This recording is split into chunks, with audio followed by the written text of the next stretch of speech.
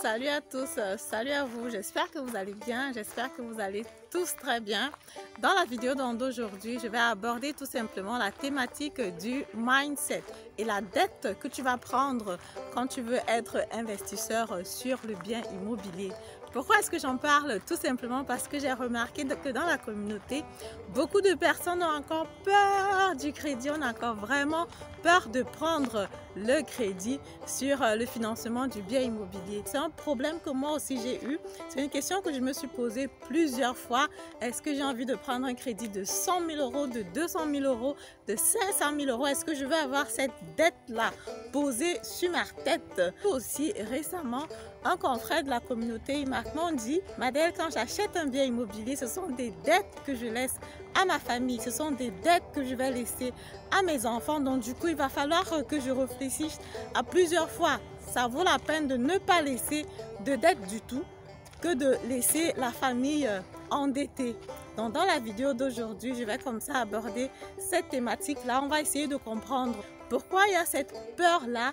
Je vais donc essayer d'apporter aussi des solutions par rapport à cela et on se retrouve après l'intro.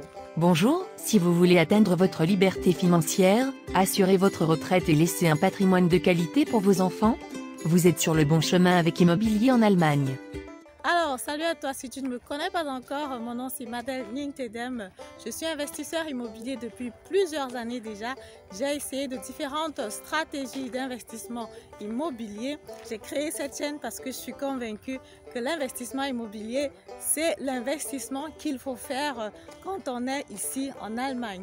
Pourquoi? Parce que l'Allemagne, c'est tout simplement un pays sûr, c'est un pays prisé, c'est un pays où beaucoup de personnes ont envie d'être investisseurs. Donc du coup, on a ça presque sur un plat doré comme ça et il ne nous reste plus qu'à tendre la main pour se servir. Si tu trouves la thématique intéressante, je t'invite à faire deux choses. Déjà, de t'abonner à ma chaîne et aussi de partager le contenu parce qu'effectivement, ça peut servir à plusieurs autres personnes. Je suis donc conseillère financière certifiée selon le paragraphe 34i. Je suis agent immobilier, donc je peux mettre des biens immobiliers à ta disposition si tu es prêt à te lancer.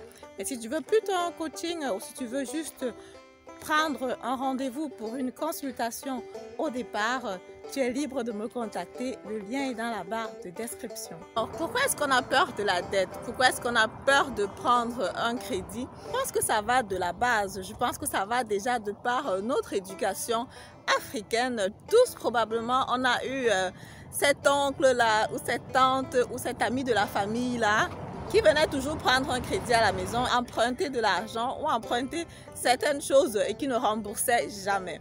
Donc forcément, on a grandi avec l'éducation que si tu prends un crédit, si tu as une dette, si tu prends l'argent de quelqu'un, il faut rembourser à temps et il faut rembourser rapidement. Donc du coup, on a eu ça dans la tête comme ça que c'est pas bien forcément de prendre un crédit si on n'est pas sûr de pouvoir le rembourser intégralement.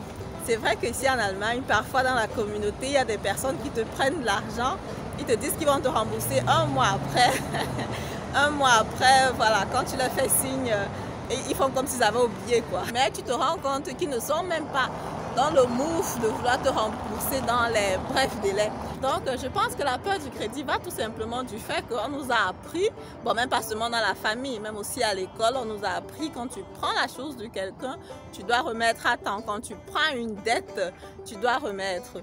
Mais seulement ce qui est important ici à savoir, c'est que il y a la différence entre les dettes. Il y a les bonnes dettes et il y a les mauvaises dettes. Et c'est ça qu'il faut comprendre. C'est en fait de ça qu'il s'agit, comme on dit très communément aujourd'hui. Il faut savoir quelle est la bonne dette qu'il faut prendre, quelle est la mauvaise dette qu'il faut éviter. Emprunter l'argent de ton ami parce que tu veux par exemple faire la fête ou t'acheter une belle paire de chaussures, naturellement c'est une mauvaise dette parce que ça ne met pas de l'argent dans ta poche. Mais pourtant quand tu prends une bonne dette où tu auras éventuellement des personnes qui vont t'aider à rembourser ce crédit là, ça change complètement la donne. Et pour comme ça revenir sur mon histoire que j'avais déjà racontée sur cette chaîne, je peux te mettre encore le lien de la vidéo en bas de description pour que tu puisses regarder. Au départ déjà, voilà, première erreur fatale, j'étais beaucoup plus axée sur le résidentiel. Mais même après ça, quand j'ai décidé de me lancer sur l'investissement immobilier à but locatif, malgré tout ce que j'entendais, malgré les informations que j'avais, je ne voulais pas me lancer sur un bien immobilier qui avait une grande valeur. Je me disais qu'il fallait que j'achète un bien immobilier de maxi, au grand maxi des maxi, 50 000 € parce qu'en ce moment-là, si jamais quelque chose arrive, je peux encore trouver ces 50 000 € là facilement et les rembourser. Et pourtant, c'est une erreur vraiment fatale. Si jamais tu as 50 000 €, c'est bien d'utiliser cet argent-là comme capital pour acheter, je ne sais pas moi, 10 biens immobiliers que d'utiliser cet argent-là sur un seul bien immobilier. Et là-dessus, je vais tout simplement dire, je ne sais pas moi, heureusement pour moi, parce qu'étant ici à Berlin, voilà, trouver un bien de 50 000 €, c'était presque impossible. Donc du coup, c'est comme ça que je me retrouve en train d'acheter mon premier bien immobilier qui aura une valeur de plus d'une centaine de milliers d'euros. Et aujourd'hui, j'en suis tellement contente parce qu'avec ce bien immobilier-là, j'ai pu faire une plus-value, une marge assez importante. Pour mon confrère qui dit qu'il n'a pas forcément envie de se lancer sur l'investissement du bien immobilier parce que c'est un crédit qu'il va prendre, c'est une dette qu'il va éventuellement laisser à sa famille.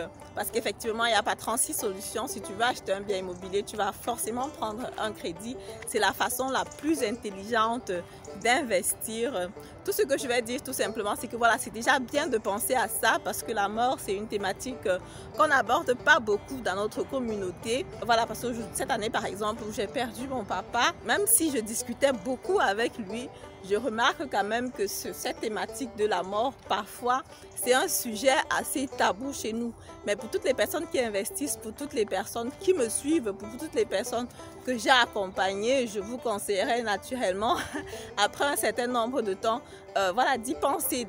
Si jamais vous n'êtes plus là, si jamais ça arrive que vous partez, qu'est-ce qui se passe avec le bien immobilier? C'est-à-dire, si tu as une femme, si tu as des enfants, ça lui revient directement. Donc, on va prendre un exemple. On va supposer que tu as, par exemple, une femme et que ça va lui revenir directement.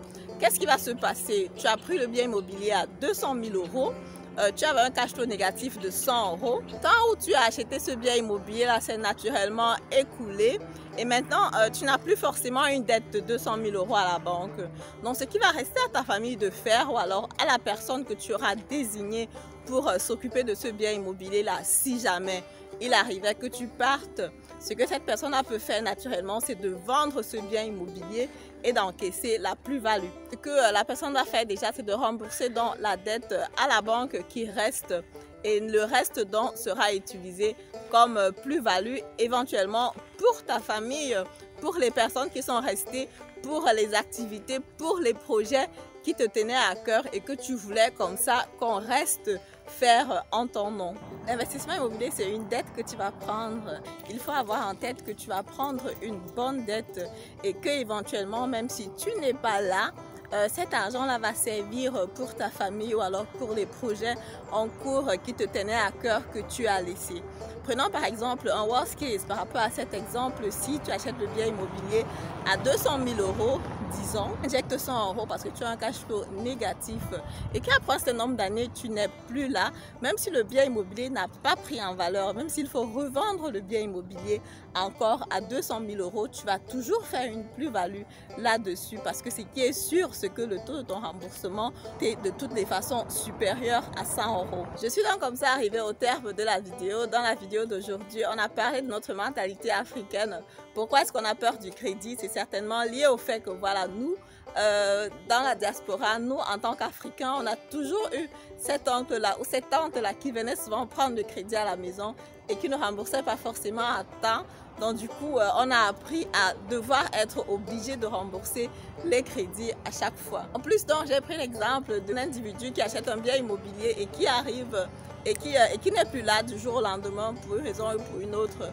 Qu'est-ce qui se passe avec ce bien immobilier-là? Comment est-ce qu'il continue à être géré?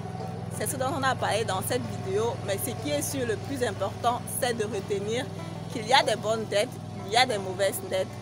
l'investissement immobilier fait partie des bonnes dettes. Donc du coup, je vous invite tous à vous lancer sur l'investissement immobilier. Si tu veux me joindre dans cette belle aventure, il ne te reste plus qu'une seule chose à faire. Contacte-moi à travers le lien dans la barre de description et comme ça, on pourra trouver un bien immobilier et un financement qui te conviendra.